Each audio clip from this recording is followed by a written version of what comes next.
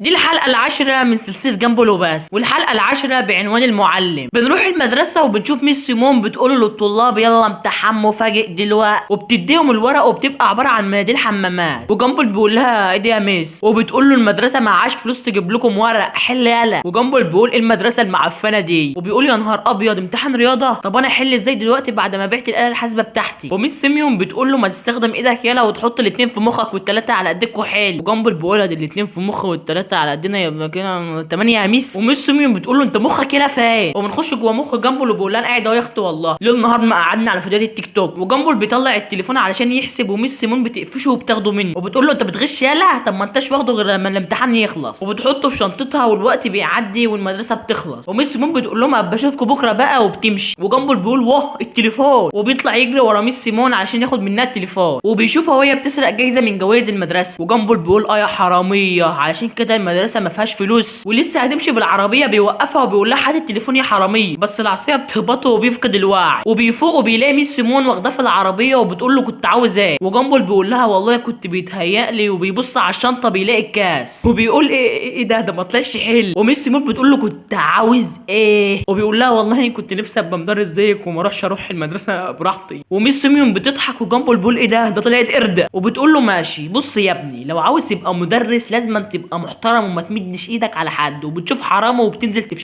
وجامبل بيقول الو الشرطه في مجزره على اول شارع المور. والحرامي بيشوفه وبيديله واحده بالمعلقه وجامبل بيفقد الوعي. وجامبل بيصحى وبيلاقي ميس سيميون بيتكلم الحرامي وبتقول له مين اللي سرق الشنطه يا، وبيقول لها قلت لك مره يا معلمه ان في واحد سرقها. وميس سيميون بتلاقي جامبل صحي وبتقول له وبعدين يا ابني لو عاوز تبقى مدرس لازم تتحلى بالصبر واوعاك تخلي حاجه تفقد صبرك. والحرامي بيقاطعهم وبيقول لهم الشخص اللي سرق الشنطه اهو. وميس سيميون بتقول له تعالى يا ابني، وبترجع له وبتقول له انت ما حدش علمك انك ما ينفعش تسرق حاجه من حد يلا. والحرامي بيقول لها لا. وسيمون بتقول للحرامي هات الشنطه، وجامبل بيفك وبيقول لها عايز الشنطه صح طب خديها، وبيقوم هارب من العربيه. وبتقول لجامبل هات الشنطه يلا. وجامبل بيقول لها انت بتكلميني انا، وبتدي له النظره. جامبل بيلاقي نفسه قاعد مكان الحرامي وبيحاول ياخدها منه، وبيطلع فوق عربيه نقل. وجامبل بياخد الشنطه وبينزل في العربيه وبيقول لها كتر خيرك، وبتاخد منه الشنطه وبتقول له اتفرج بقى على اللي هيحصل. وجامبل بيقول في سره كده الشرطه بتلحقنا دلوقتي وهيجوا ياخدوها.